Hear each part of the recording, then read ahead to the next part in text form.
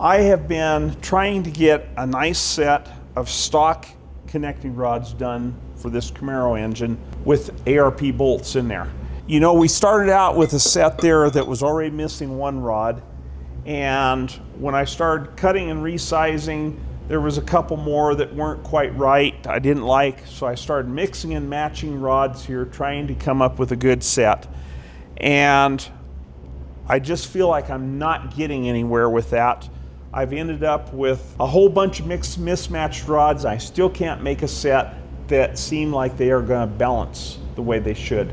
So I've opted, I'm going to have to kind of suck it up on this, on the original estimate I gave on doing this engine, but I ordered up a set of scat rods. I've got a set of these, and I'm going to check them out here, make sure they're good. 0 is a tight side of spec. 5 marks over, which is 1/2 thousandths, is a big side of spec, and they all measure out right in where they should be. I'm real happy with the way the big end on these is coming out, and I think it'll make us a much better set of rods for that engine. Now I also need to check the pin end of these rods. Okay, so that gauge compares the size of 2 pins, so I can adjust that gauge out to the average size of those 2 pins. Now the comparison is when I go on here and see what the bushing looks like. And that is giving me right at 5/10, 4 or 5/10. Okay. Which I'm happy with. Everything we do in this shop is about preparing engines to run their absolute best. But you can't perform at your best if you're running on worn out parts, like an old mattress. So let's talk about upgrading your rest.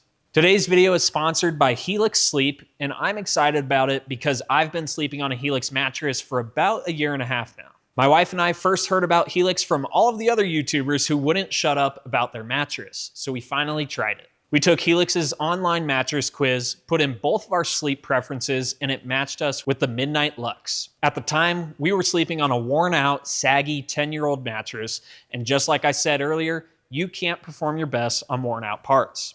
That old mattress was holding us back, but the Midnight Lux was a massive upgrade. My back pain improved, I started waking up less sore, and my wife, who works night shift as a nurse, said that it made her daytime sleep way easier. Earlier this year, when we upgraded from a queen size bed to a king, we didn't even think twice. We went straight back to Helix for another Midnight Lux. One thing I love is that Helix ships the mattress right to your door, totally free, and it shows up rolled up in a box, completely easy to set up. They also give you a 120-night sleep trial and a lifetime warranty, so you've got plenty of time to make sure that you picked the right one. And the Midnight Lux that I have, yeah, it's part of the most awarded mattress lineup out there. Forbes and Wired both rated it as the best overall. We've had families stay over and use our old Helix mattresses too, and I've been telling them, if you don't want to jump straight into a whole mattress yet, at least grab a Helix mattress topper. It gets you part of the experience without the full upgrade cost. Even our toddler sleeps on a Helix Kid mattress,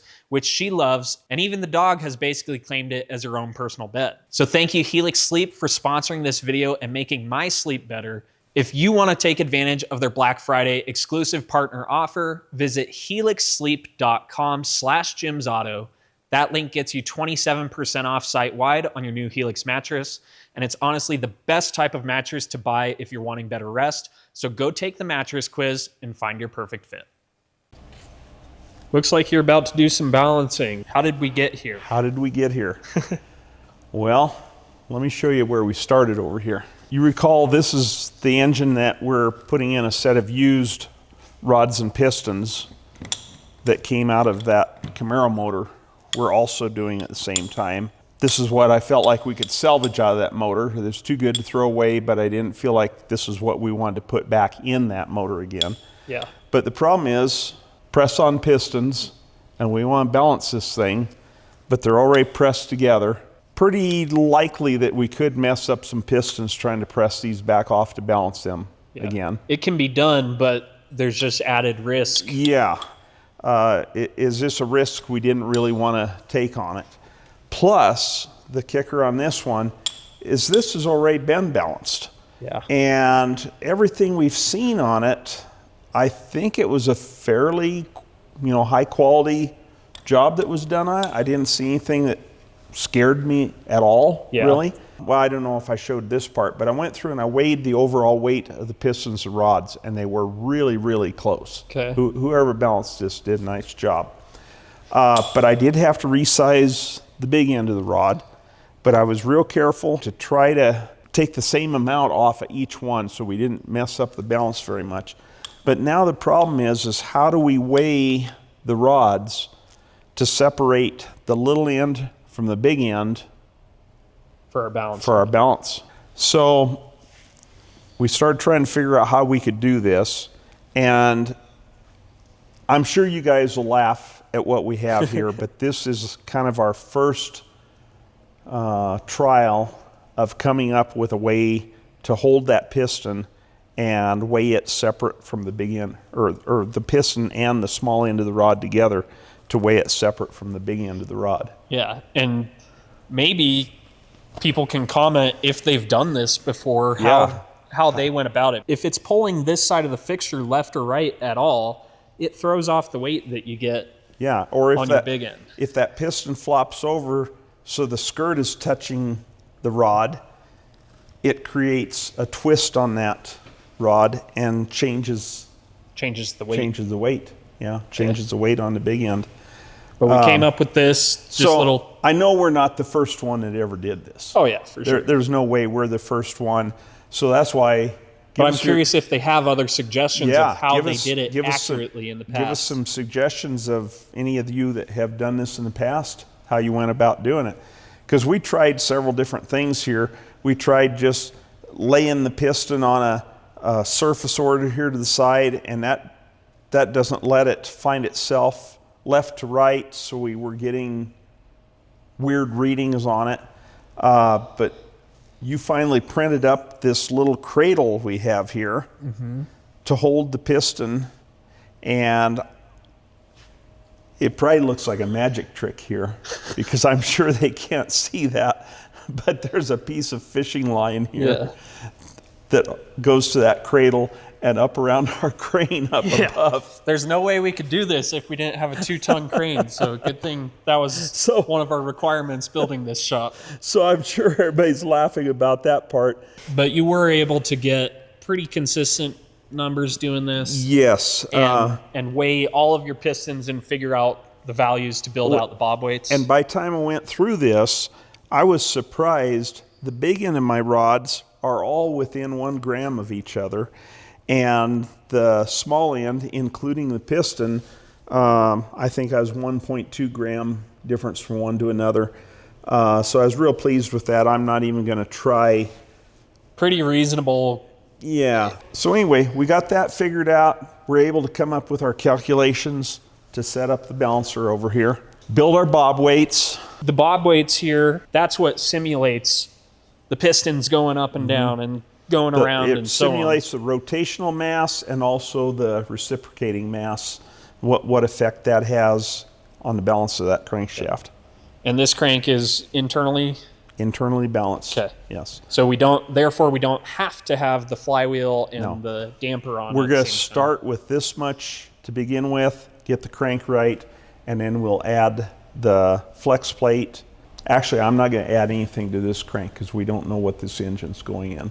Okay.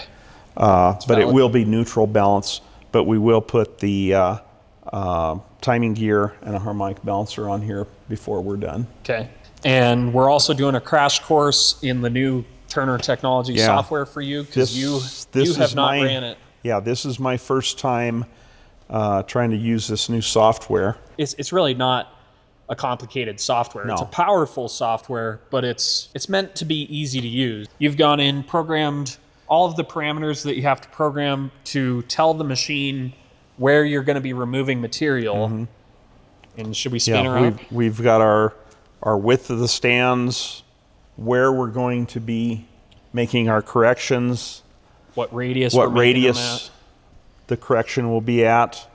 So the bob weights need to be centered, and I like to just set them up so that they're exactly 90 degrees apart from each other, which we did. So that little tool is just like a quick check to that worked out good. So those rods and pistons were not with this crankshaft? They were not with this crankshaft. They were with that steel crankshaft, and we're going to go ahead and put the steel crankshaft back in the block we're building for the customer. Okay, because it would have been interesting to build our bob weights with those rods and pistons, and maybe we will put these bob weights on that steel crank. We could, just for fun. Yeah, I'm just curious how far off it will be. You and your Cadillac in the background. You ever going to do anything with that car? Yeah, we're going to just keep it holding the floor down. Okay, that's good. That's important. So you want to spin it? I don't want anything to do with this. I'm not going to stand next to it. So I hit the spin button, is that right? Yeah. And it'll automatically spin up. Spin up. Sounds like our belt maybe is... Well, I adjusted it a little bit, and I think I went too far. May have. Okay. So that's telling us... Tell me what it's telling us. It's telling us that on the front, our unbalance is 16.8 grams at 229 degrees. So I roll this around to where 229 is. Okay. Right there. And it's actually in one of the factory holes that was drilled. And then on the back side, 19.8 grams at 24 degrees, which puts it right up in here. And what it's also telling you is the depth and the diameter of the drill bit that you need to drill. Yeah.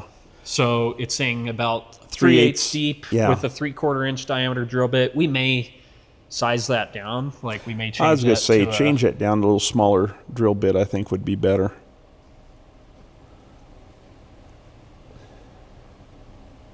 Oops.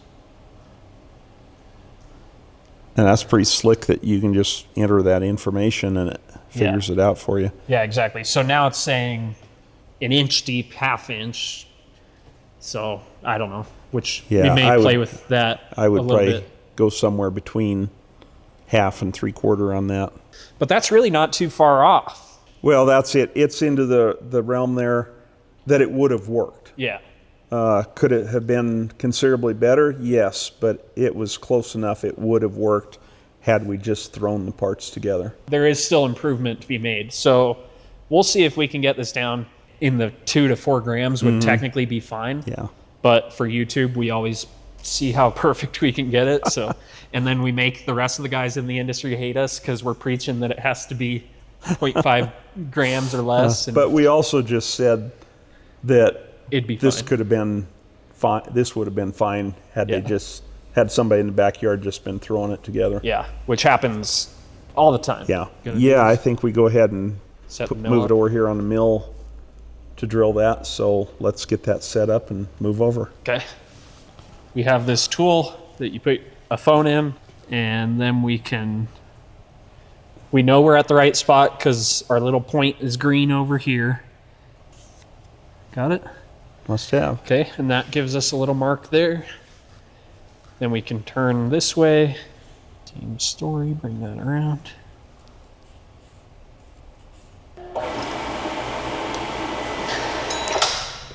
When are you going to put the airlines in? I don't know. I'll let you do this. I can't quite reach it.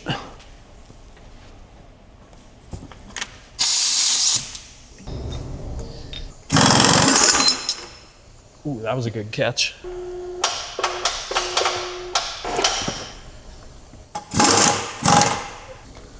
Am I doing this right? This needs an air float table. I'm going to say let's go slightly this way so that if we don't quite get it, it kicks over this way because there's more counterweight over here than there is over there. 520 thousandths deep. And that's going to be a conservative measurement because we're not counting the drill point or whatever. Okay. So like if we touch off here and go 520, it's probably going to be slightly conservative, which is okay because then we'll use the grinder to touch up the rest. Okay. Try it, but I thought it looked like it had a pretty good edge. This is your job. No, I'm going to let you do it. Why? Because I'm chicken. I think this is a good example for the people to see that sometimes you're learning stuff from me, not the other way around. You don't have a Z-axis readout. Oh, so that won't do us any good. Yeah, you're screwed. So then I'll turn it back off. 54, you said 520. Yeah, 520. I get a vacuum over here. Suck that up as we go.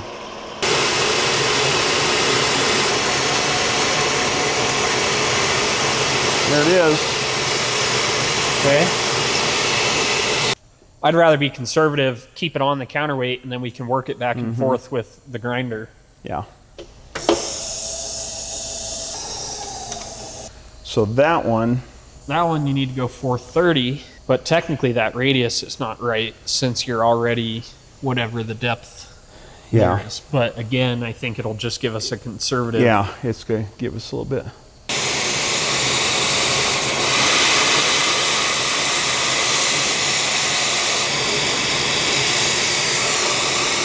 There we are.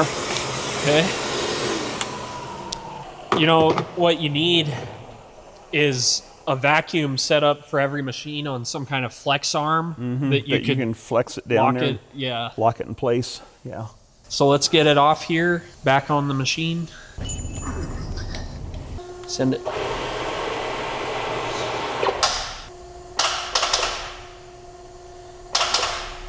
You want me to spin it? Sure, go ahead, being as you're standing there.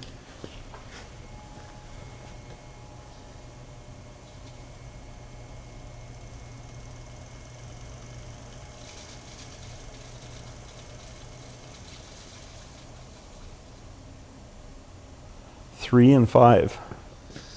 Are they in the right spot though? 3, right there. In the right spot, yeah. In the right spot. And 5 right there. In the right spot. Yep. So time to grind unless you want. You could drill this slightly more. It's up to you what direction you want to go. But the other day when I got the grinder out at this point, it was pretty easy. Okay, I just don't like the grinding dust all over. It makes a mess for sure. Well, what if we went with a something like a 7/16 bit? And what, put a stepped hole in there? Yeah. 1/4 inch deep, a little more than 1/4 of an inch. Or we could take the drill down in there with the bit we had and just go. Hey, this is your job, not mine, so.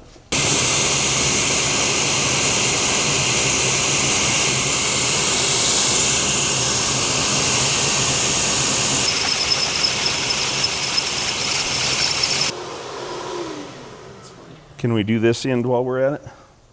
Yeah, if you want. 3/16 of an inch deep on that end.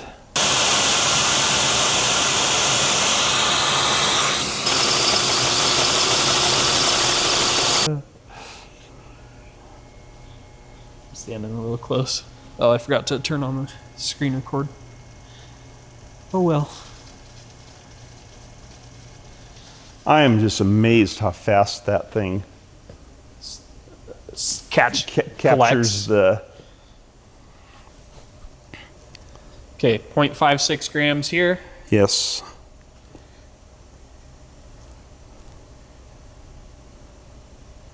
.74 here.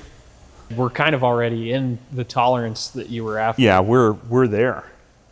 Do you want to spin that again with your screen record on? Yeah, I show could. people. And then I'll tell you what I'm going to do.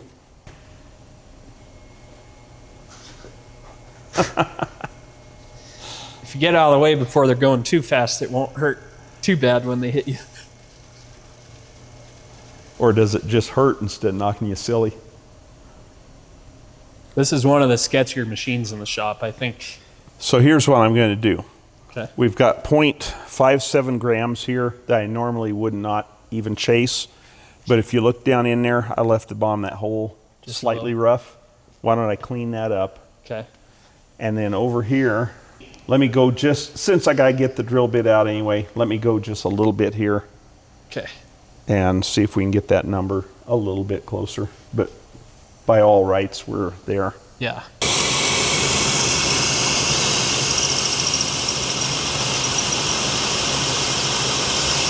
Is that enough? Maybe. It's hard for me to tell how much you took out. Hit the button.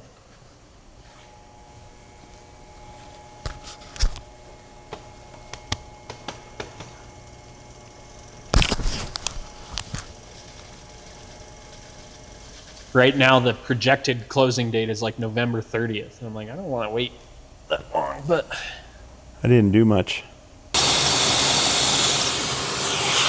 It's hard to tell what you're doing when you got the vacuum sucking cuttings away. hey, guess they don't want to talk to me still. You keep rubbing that in and you will be sleeping on the couch. You happy? You're under I'm a gram happy. now. Yeah, I'm happy. But I want to clean, still want to clean this end up. Way to go!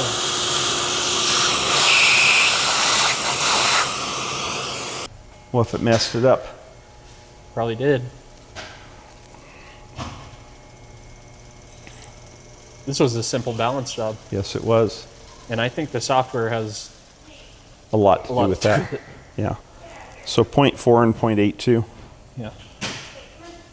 And you are pretty close to 180 opposite. So Yeah. when you go into single plane, you're 0.47 off. Well, I suppose that's it for this one. We need to put balancer on. Right. Going like that. Okay, so we've got our bona fide tools, balancer puller. This is one of the places this tool is really, really nice for quick. As long as you keep your teeth out of the way. Yeah. And your other part.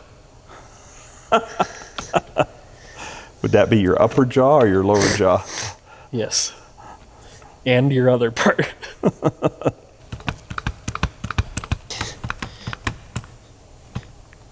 Okay. Ready? Hope so. Yes. Now I'm ready. Only off by 1.5 grams though. Oh, we didn't change where it's reading from. Call it 2 3/4. Make it negative. See how the arrow's right here and stuff. Oh, yeah. Yeah, I can see now it's right. Okay. So that changed the value a little bit because of where it ends up being, but we're still, even just throwing that on, we're still within our 2 gram tolerance that we Yeah. kind of dictated. I'm gonna say leave it alone. I'm gonna say leave it alone for what it is Yeah. too. Yeah. Okay. Well, that wraps up the 4-bolt 350 in Yeah, so I'm ready to start assembling on this one. on that one. Yeah, I'm ready to start assembling. But while we're balancing here, let's do the other one while we're in the balancing mood. Okay. Okay. Well, let's call this one good. All right. So that set of pistons that we balanced with that cast crank this afternoon for the shop engine we're building originally came off of this steel crankshaft right here that was in that Camaro engine that belongs to a customer we're building. They had been balanced to this prior, and we're just kind of curious now how our balancer compares to whatever the last guy did on this. So I'm going to go ahead and set this crank up on the balancer here. I still have my bob weights set up over here that were matched up to the rods and pistons that are going to go into our shop engine that came out of the engine with this steel crank. So let me set the camera up here and I'll kind of fast forward through putting the bob weights on there and we'll give it a spin, see what happens. Numbers punched into our program here and I think we're ready for our first spin. So let's give this a try, see what happens. There it goes.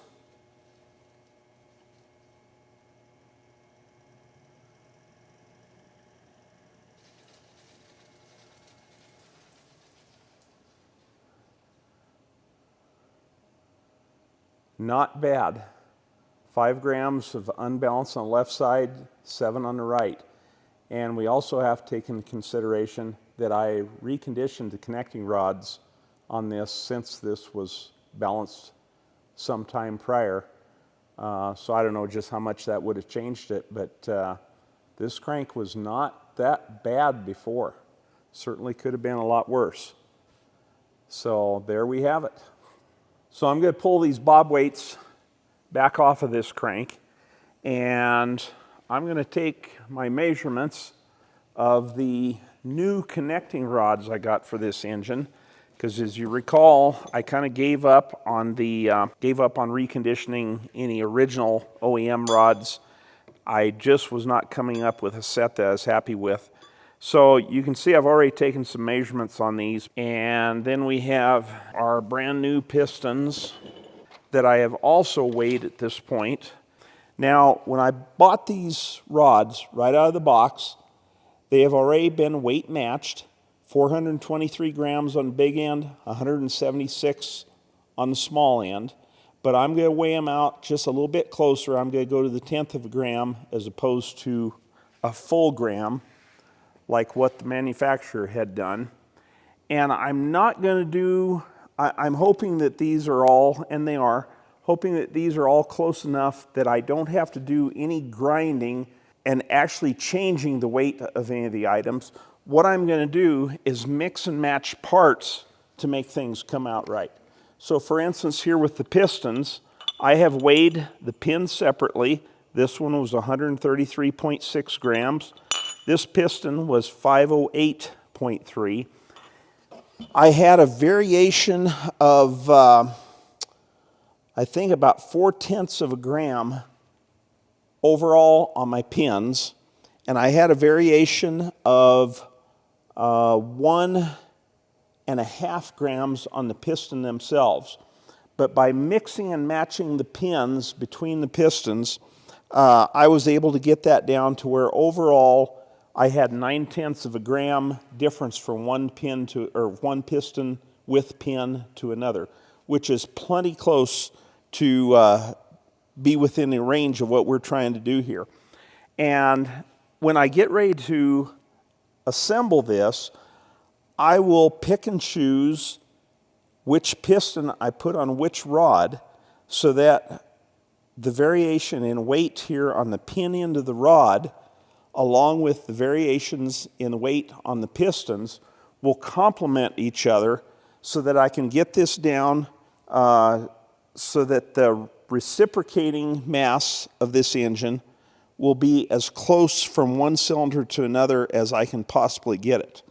I don't know just what that number is yet, but I just wanted to show how I went through and came up with that number. So now I need to enter all this into our formula and figure out what the mass is that I need to build our bob weights to before we go back over to the crankshaft and start spinning it and doing our balance. One of the other things I did not mention is when we get ready to put these pistons and rods in the engine, likewise, I will take one of the lightest rods, or the big end of the rod, one of the lightest big end rods, and I'll pair it up with one of the heavier big end rods so that I can make the rotating mass more equal from one throw of the crank to another. And I've done my calculations on that. And if I mix and match these correctly when it goes together, I will be within, let's see what my numbers are here, 7.6. I'll be within 1.3 grams of each pair of rods matching on each of the 4 throws of the crankshaft. I could probably touch up these just a little bit to bring that in just a little closer, but I don't think any of the gains we would get by that would be worth the chance of weakening these rods by grinding any material off of them. They really don't have any balance pad as such on these. There's probably some places here on some of these corners I could trim a little bit, but we're going to attempt to do this without. So we now have the correct bob weights on this crankshaft for our piston and rod assemblies that we're going to build this engine with. Have it set up on the balancer. I've double-checked all of our offsets, our correction radius, everything like that. I have have it zeroed in. All of the bob weights are indexed correctly in the center of each journal. So I think we're ready to spin this for the first time, and let's see what happens. I believe we're all ready to go. Always like to double check. That thing kind of scares me. So let's spin it.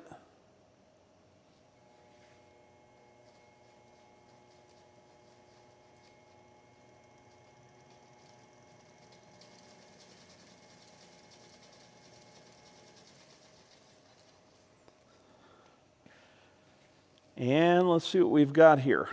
Our left side, 37 grams at 195 degrees. I'm probably standing right in the view there, so let's turn this around to 195. So that's telling me we need to remove 37 grams right in this area here, which is a good spot to be able to do that. And we need to remove 38 grams at 29 degrees, which would be right in this area. These other holes from the factory were 1 inch. So we could probably do it with 1 inch. Maybe this will drop back, see what, let's see what 3/4 of an inch says. So if we do our drill setup here and use a drill diameter of 3/4, enter that. That tells us we're going to have to drill about 3/4 of an inch deep at each one of those locations. It's getting late here in the evening. I think I'm going to think on this overnight and decide tomorrow how I want to go about making these corrections. So this is the Camaro Yes. motor crankshaft. Yes. And you have spun it here and figured out that we're in the range of 35 to 40 grams off on the front and the rear. Yes. Walk us through what your thought process here is. One of the things I'm looking at on this crankshaft is it has the factory balance. It has at least one more balance since that time. Starting to get a lot of holes in it. And now we're needing to drill some more holes and take more weight out. And not that it would make any difference, but we just don't like to turn out a Swiss cheese crankshaft. We figured out that on this side here, I need to remove, what is it, about 38 grams in that area right there. Yep. But that area is just almost perfectly split between these two holes here that are already drilled in that crank. So rather than drill one more hole in there, I'm going to split the amount of material we need to remove. Take half of it here, and I'll bet we come up pretty close where we need to be. And then I got looking on the other side of the crank here, and we need 36.7 grams in that area there. And as I started looking at this, I think if I split that amount between this little tiny hole that's drilled here and this one here, I can end up with the same result as putting one more hole in here. Yeah. And maybe keep it looking a little bit nicer. So is it the simplest way? No. Is it the We're going to add way? more time? No, it's not that big a deal. Yeah. It's good. We are going to add a little bit more time than if you just drilled one hole, and a little bit more uncertainty, because if the point of imbalance is not directly in the middle of those and you don't take exactly the same amount, you're going to be shifting that point one way or another. But as long as we keep it on the counterweight, we'll be in a good spot. So let's go ahead and measure this out, figure out what we need to take out of there. We'll move over into the mill And do it, and bring it back and spin again, see what happens. Okay, so we're doing this hole Yes. and this small hole. Yep. With a 3/4 inch drill bit, you need a total depth of almost 3/4 inch. So if we do, should we just call it 375 on each? I think so. Okay. But you're going to increase the depth of this hole and this hole. Is that right? Yes. 375 again. We can't really rely on the software too heavily because we're not doing what the software is telling us to do. We're doing close to what it's telling us Right, to do. but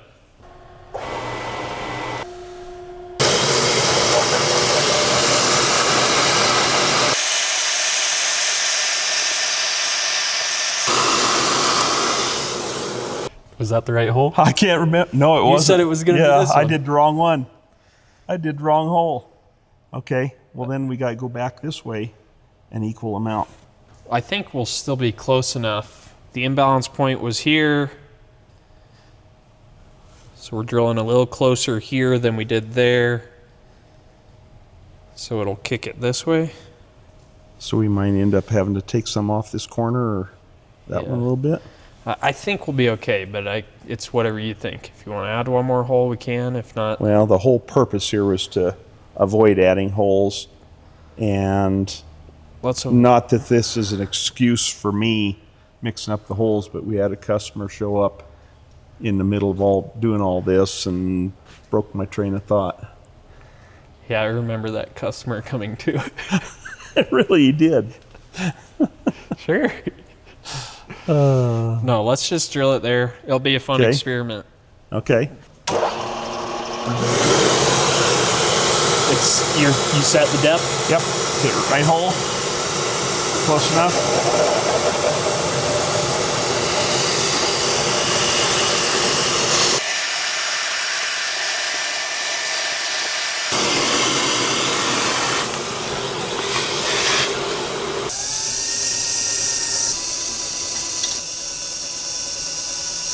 That's good.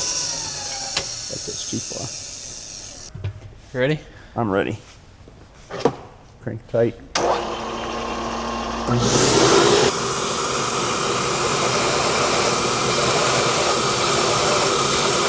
You mark them down inside, I'd have marked them up on top.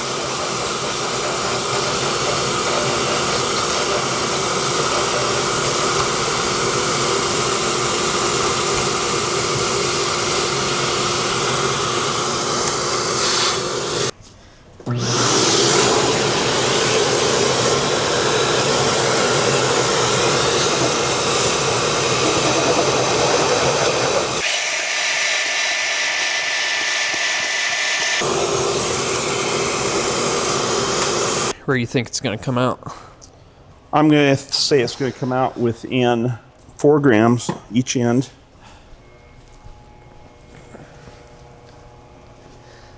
Yeehaw! Bring your daughter out. That was really funny. Uh-oh. Uh-oh. Now what? Okay, your 10 grams, or 8.63 grams right here. So, pretty... How'd you get in the right spot? It just happened to be right at the right spot. So what you could do is you could either take more out of this hole and it'll gradually kick it that way, or you could take more here and it'll gradually kick it that way. And you're 10.7. You should have just drilled that hole in. Yeah. So I need 195 with that same drill bit. I would take it out of this hole because if anything, to me, it looks like it's... What happens if I take it over here where the last guy did? You can take it there. You just got to be careful because you might... Kick it off. It'll kick the imbalance this way. The farther away you are, the harder it's going to kick it that direction. But, like, that might be a good place to start, actually, is right there. So if I take it there, I may end up having to take some more over here. Yeah. Would I take the full amount right here? Probably. 195 thousandths. I'm going to write 195 right there so we remember. So I guess you go 80 more in each of those, or not quite 80 more in each of those. It should still be a conservative estimate.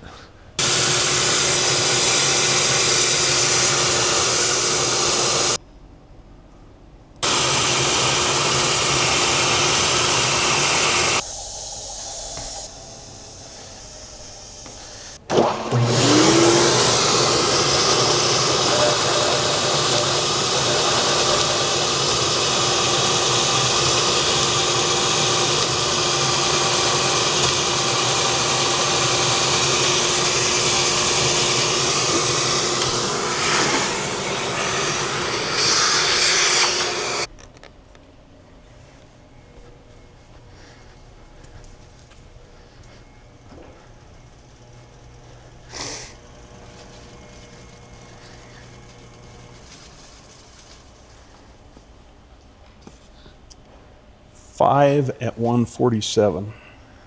5 in between those two. Are you serious? Yeah. You're already under 2 right there. Drill diameter, let's go with 23/64. So if you drilled 100 thousandths deep on that one, and if we drilled 200 thousandths deep on each one of those, do we have a bit that size?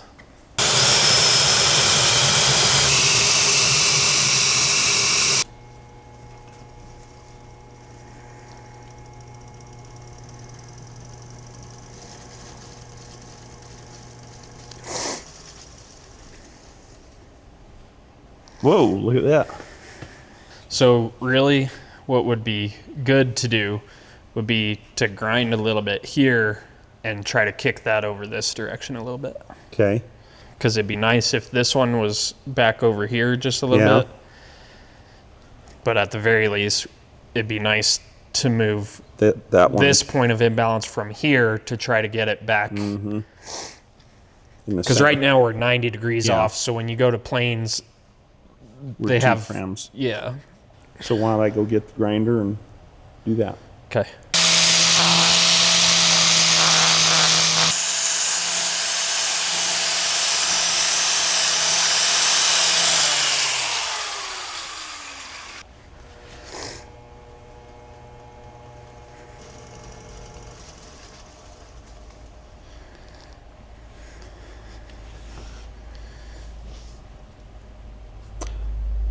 So I changed it. You changed the location, but the grams didn't really change much. 1/100th of a gram. But it did come out. So you're 209 there. And what, 212 would be exactly 180? Yeah.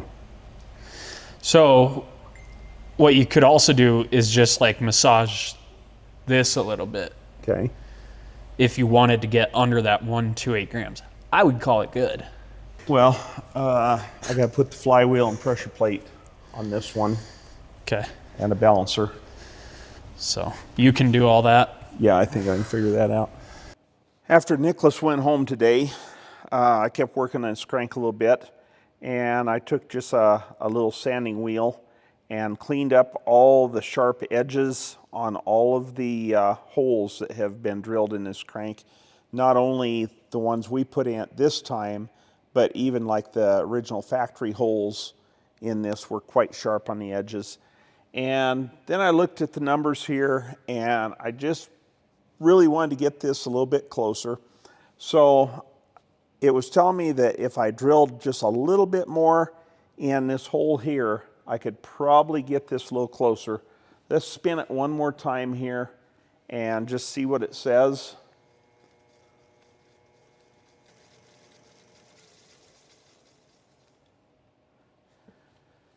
So we're showing 0.76 grams at 208 degrees, which would be right there. Actually, that's where I drilled, but it's saying we could take just a little bit more there if we wanted to.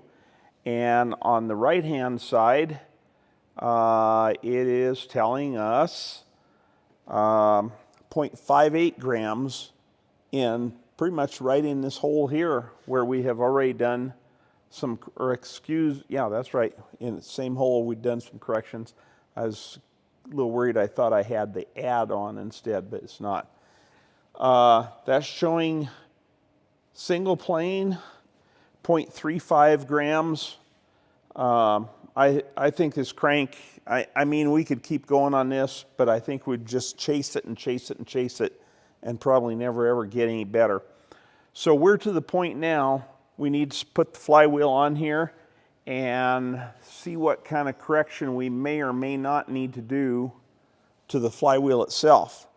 Now this is a brand new flywheel that the customer has supplied for us on this, but I was kind of looking at it, I didn't like the surface on it, so I did put it on our flywheel machine and cleaned it up just a little bit. It was probably fine, but I just like our surface a little bit better.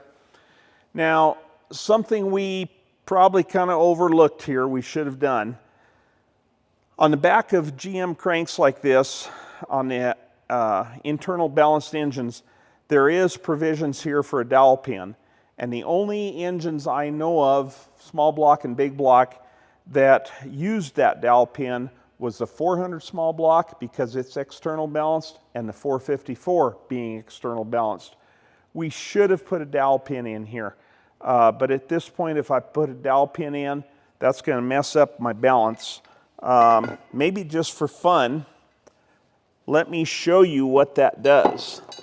Let me go get one. I think I have one here. Lightly tap that in just enough to stay.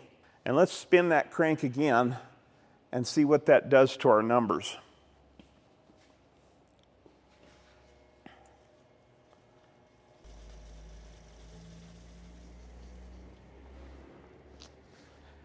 And let me bring this in a little closer so you can see. Just by adding that dowel pin to the back of the crank, that messed up the right-hand side of that 10.9 grams. I wish I'd have had that in there when we started, but I didn't. So we're gonna just line the hole up. And the dowel pin doesn't actually fit the hole close enough to really help with anything with keeping it in place there. But it's more just idiot proof, so the flywheel always gets put back on the right way. So we're going to hope the people that's working on this, if they ever take this flywheel back off after I get done with this, will know that it's best to just line that extra hole up. And I will go ahead and put a couple of witness marks on here on the end of the crankshaft and where that hole is, so that hopefully in the future people know that it should go on in that position, because these holes are evenly spaced and you can actually put this flywheel on in any one of 6 different positions. Okay, let's go ahead and spin this and see what kind of numbers we get with the flywheel.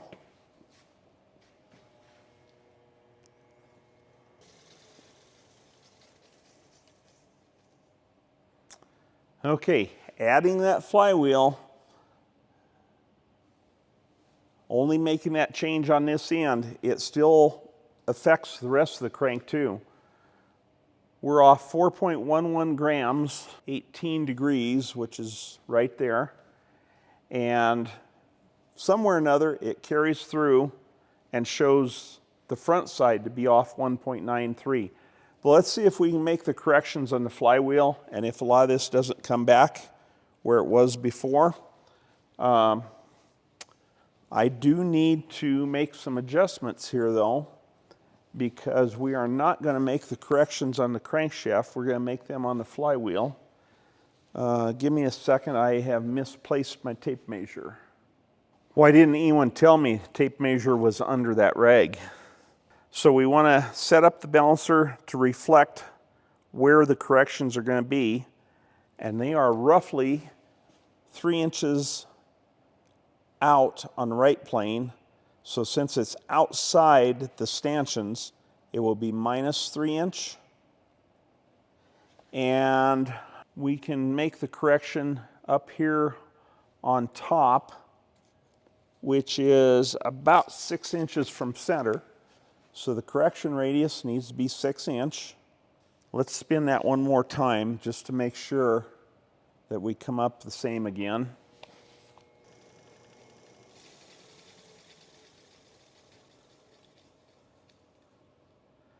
Okay, now that we've put in those parameters, it's telling me that I need to remove 1.64 grams at 18 degrees, which is right here.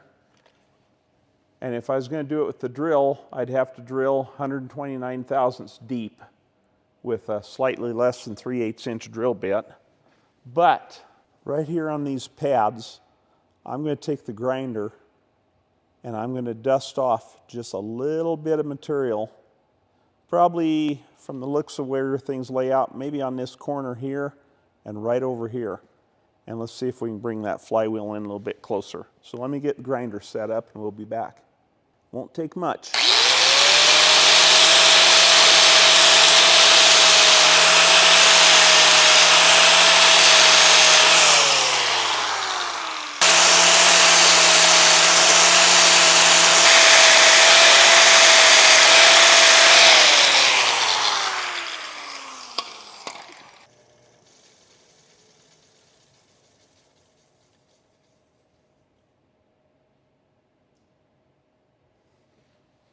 .86 at 231. See, at this point we're chasing it. We're not making things any better. So now I need to go get the pressure plate. We'll put the pressure plate on and see how that checks out. Looks like we lost the audio on this last clip here, but we've got the cleaning guy showing off all of the holes he drilled and showing that with the flywheel, pressure plate, and harmonic balancer on the crankshaft, the entire assembly balanced in at under 0.5 gram at the respective programmed radius on the front and the rear of the crank. Thanks for watching, and stay tuned for the upcoming engine build and dyno tests on the two of these engines. And like, subscribe, drop a comment, and we'll see you in the next one.